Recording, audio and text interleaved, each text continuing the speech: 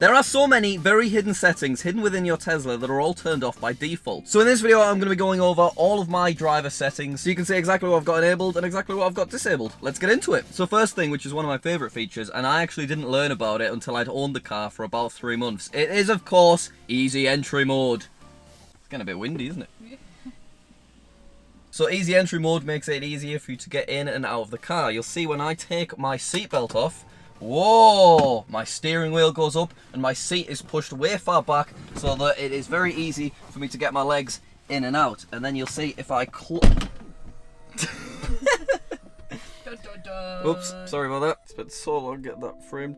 And the way you enable easy entry is really simple. You just go into your driver profiles, you go to driver profile settings and then down to easy entry, and then you just adjust your steering wheel and your seat to however you want it to be adjusted. There's also a driver profile, so obviously the car is right now set to me, but if I change it to Becky, you will see that the because I've got much longer legs, I get pushed way further forward.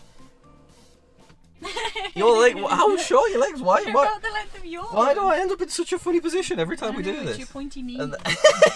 So yeah, it's a really useful feature, but it's also just a really, really cool feature just because it makes you feel really fancy when you get into your car and it then molds around you before you start driving. Next one's really, really simple. It's just this little fella down here. So when you have it turned on and off, it basically just shows where there is bad traffic. So if you see these little lines here, that is because it's just warning that you might need to go a little bit slower on those parts of the road. So that's really useful to have turned on. So now we're going to actually head into the depths of the quick controls.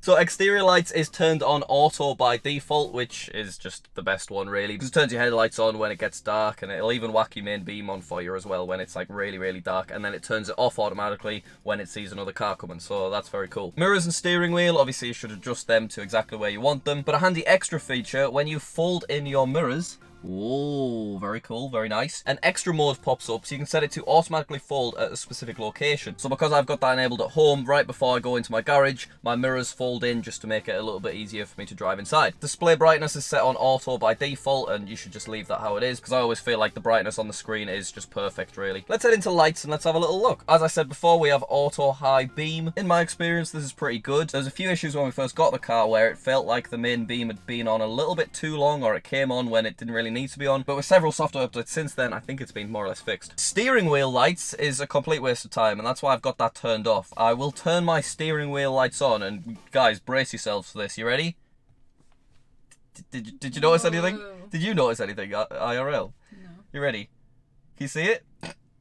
Let me get it. It's the most pointless thing ever. So these lights turn on. Right, go for it. Ready?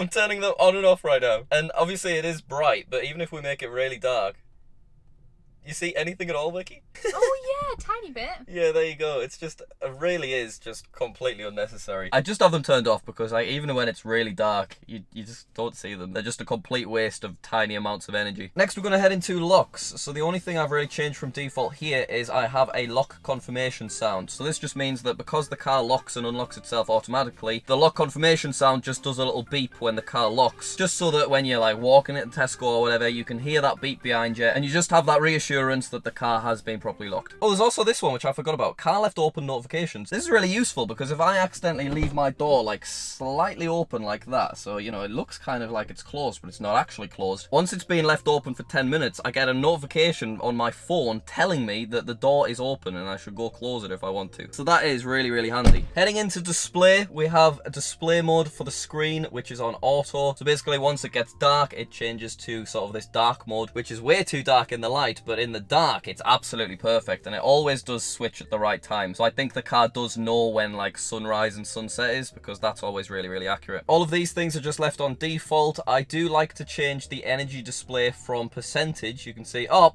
why is it always 69% when we do these bloody videos? I like to keep it on distance, so it says 222 miles instead of 69%. Because I have found if you leave it on miles instead of percentage, you get a little bit less range anxiety. Because seeing 80 miles remaining is a lot less worrying than seeing 15% remaining. So this one just makes me a bit more chilled out. Temperature is obviously dependent on kind of where you live generally, but by default it is set to Fahrenheit, so I changed this to centigrade when we got the car. Now we head into driving. There's quite a few settings in this one. So we do have acceleration and steering both on sport. Basically, why get a Tesla if you don't want to drive it really fast, you know? Autopilot is actually the one with all of the settings. Look at all of this beautiful stuff. Yes. So I basically just have everything enabled, and by default, most of this stuff, because it's in beta, is actually turned off. So things like navigate on autopilot and auto steer, you have to turn them on, and you have to actually like click and accept on some terms and conditions, basically just saying like the car is your responsibility, you can't go to sleep at the wheel, that sort of thing. So traffic light stop control and full self-driving visualization preview. This came in a software update last year where you can see traffic lights and stop signs when you're driving around. And if you're on autopilot, the car will stop at traffic lights automatically as well for you until you confirm that you want to go ahead. So obviously I have those turned on because I absolutely love just seeing the stuff around me get visualized on the screen. Like I said, I just want to make sure that I'm using all of the cool features that this car has. Of course, summon is also turned on, but if you go into customize summon, there's even more features, and you can see that I am set to tight, whereas by default it is set to standard. And basically tight mode just means that the car is more willing to travel in kind of tight areas, which is particularly useful for my tiny garage. And you can even mess with the bumper clearance and the summon distance, as you can see, which is pretty useful how much you can actually change. I have no idea what I had it on before, so we'll hope that's about right. I also want to go back to green traffic light chime. This is really useful. Basically, if the car detects that the traffic light has turned green and you have not yet started moving, it goes bing, which is pretty useful because there's been a couple of occasions where I have missed the fact that the traffic lights have changed and I'm just sat there wasting everyone's time. If we slide down to set speed and offset, I don't really mess with either of these, but basically speed limit means that when you go onto autopilot, the car will travel at the speed limit of the road you're currently on. But if you change it to current speed, autopilot will just travel straight at the speed you're currently going. So both are useful, it's kind of just personal preference, because you can obviously just increase the speed anyway if you want to. Alright, we're going to slide past speed limit warning, we're going to go to all of these things. So we've got forward collision warning. So I have this set to early. Now I will accept that early is kind of too sensitive most of the time. Basically what this is if it sees something that looks a bit dangerous in front of you, the car will beep at you just to warn you to like slow down or that you need to like swerve around or something.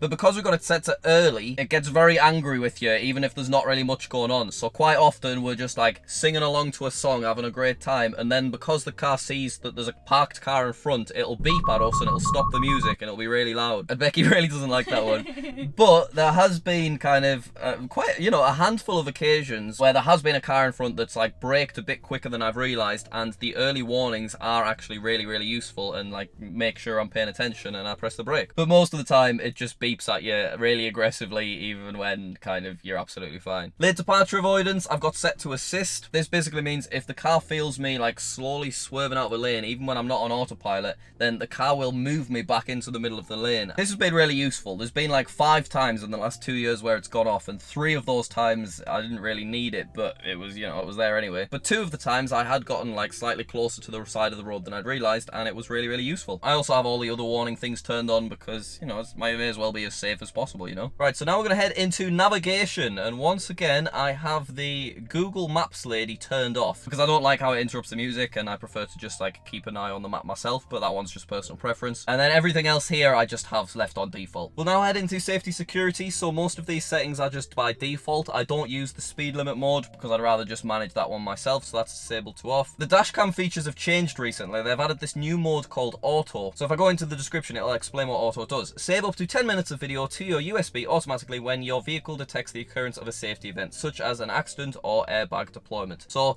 really that should have been a thing all along, but obviously that is useful that if you get into an accident, it automatically makes sure the footage is saved. So it's good that the car now does that for you instead of you having to think about that when you're probably distracted about what's just happened. I've also got on honk turned on, which is turned off by default, and that basically means when you press your horn, it will automatically save the last 10 minutes of footage as well, because most of the time when you press your horn, it's because something has kicked off around you. Scrolling down, we have most of these things are just turned on by default. Glove pin is really useful to have turned on because that means if I try and open the glove box, it won't let me unless I type in my pin code. So that's really good from a security point of view. Jaw mode is turned off by default, but I have it turned on. Basically, it just makes the beeps that the car does a little bit quieter, and jaw mode's still more than loud enough, but it means that it doesn't interrupt the music quite as much when you like engage or disengage autopilot. And that's basically all my settings. There is one that I forgot to go over in more detail, and that was when we go onto mirrors, you can actually set auto tilt, which is very useful. And that basically means, Becky, if you wouldn't mind filming the mirrors, when I go into reverse, Oh, I'm not in. Whoa! And that basically means when I go into reverse, the mirror automatically adjusts so that I can see the curb a little bit better. How fancy is that? Look at that. So that's a really handy one, and I owned my car for over a year before I realised that that was a thing, because you're just not told about them in the setup process. You just have to dig deep into the settings and the quick controls. But anyway, that is all of our settings. I feel way far back because it's put me into easy entry mode. Let me move forward again.